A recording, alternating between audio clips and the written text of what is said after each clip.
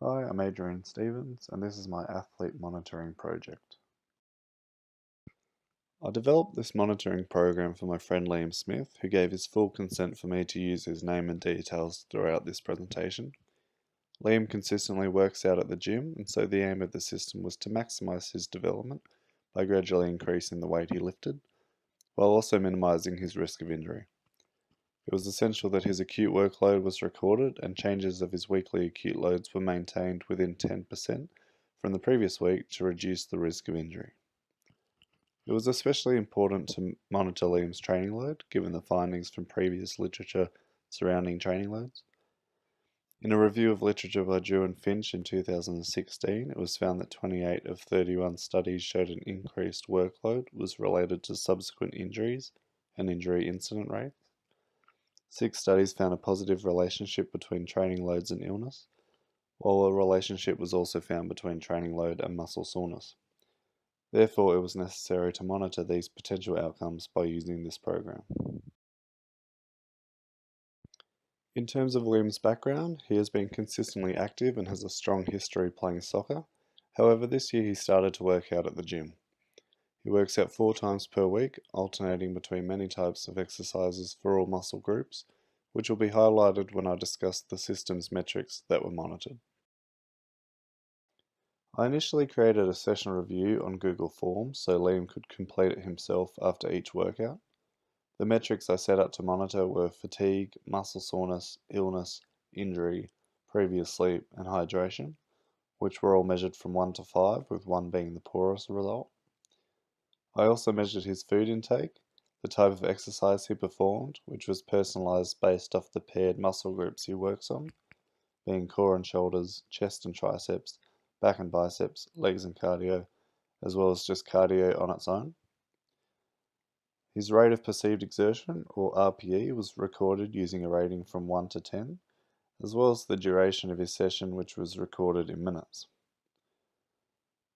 Before any monitoring occurred, I explained the system to Liam, what the purpose of the system was, which data was required from him each session, and how often he will need to provide data.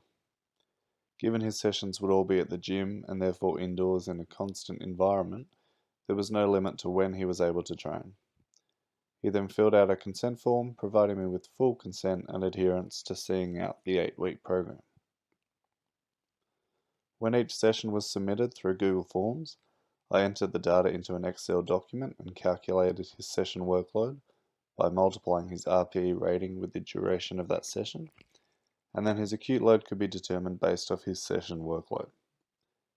I then added conditional formatting to the data, so for the variables with a rating of 1 to 5, cells were highlighted red if the data entry was a 1, while it was highlighted green if the entry was a 5. And the exception to this was fatigue, given a fatigue rating of 5 was not necessarily a good thing, as it would suggest Liam didn't push himself as much as he should have. So while Liam was to be monitored for 8 weeks for the purpose of this system, I didn't implement any changes into his workouts at all for the first 4 weeks, just to get an idea of how his natural program looked, how his standard acute load formed, and then to demonstrate the difference between a monitored program and an unmonitored program. So because of this, I haven't included a chronic load, as that would be comparing a 4-week rolling average of the acute load, which I wasn't able to do, as I will explain in more detail later on. So when looking at the data, Liam tends to struggle more with cardio workouts than all other workouts. Throughout the 32 sessions of his program, only 2 sessions recorded a fatigue level of 1, both being cardio sessions, and one of those also had a muscle soreness rating of 1. He also had 3 sessions with an RPE of 10, and again these were all cardio sessions. So while this does raise a red flag, providing he understands he can stop the session at any time, I don't have an issue with him pushing himself to this extent, assuming the same amount of monitoring occurs.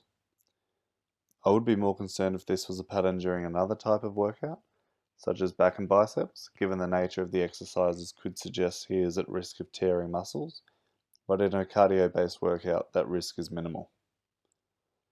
Another thing is these fatigue ratings of 1 occurred in the 3rd and 4th weeks, indicating that he became used to cardio workouts and could then push himself harder than previously.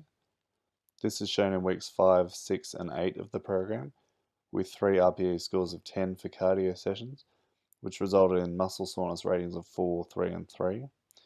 And this indicated that he recovered very well despite feeling exhausted at the end of the session. No other data appears to raise a red flag. He was injury-free the entire program. All workouts were after consuming a light or satisfying intake of food. Over the 32 sessions, 6 were core and shoulders, 9 were chest and triceps, 9 were back and biceps, 6 were cardio, and 2 were legs and cardio. And this shows he struggled with cardio-based exercises early on, as he just wasn't as exposed to cardio workouts, having only had 2 cardio sessions during the first 4 weeks. And so when looking at his first 4 weeks, being the period without any modification, it was clear that changes needed to be implemented.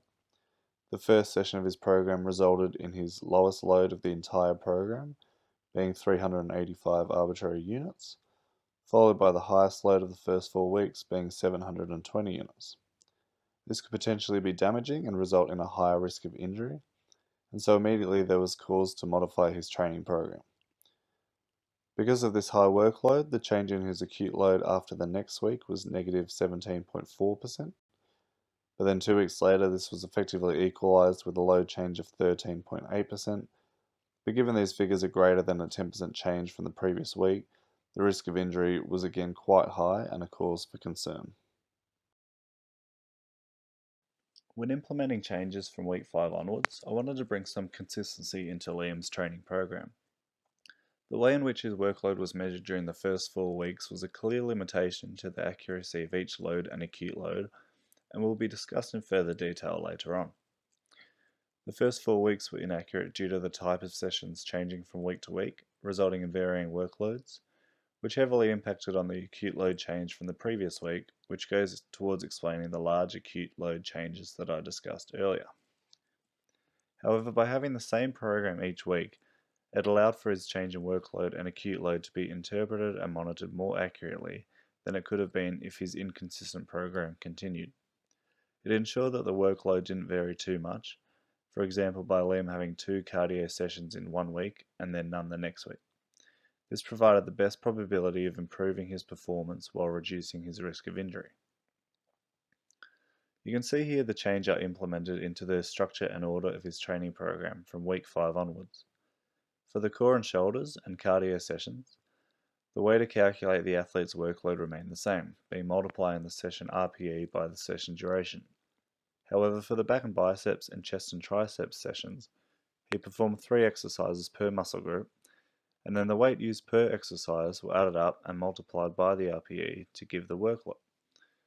So for example, in the first session of these changes being implemented, Liam performed 3 back exercises using weights of 60 kilograms, 60 kilos, and 65 kilos, and 3 bicep exercises using weights of 35 kilos, 30 kilos, and 27.5 kilos.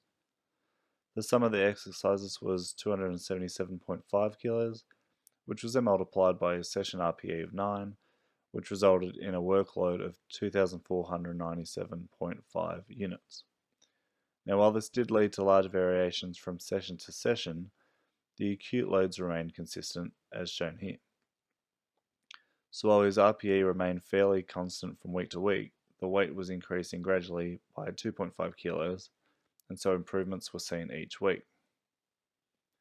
When implementing changes, I made it my priority to ensure any change in his acute load from the previous week was gradual, reducing his risk of injury.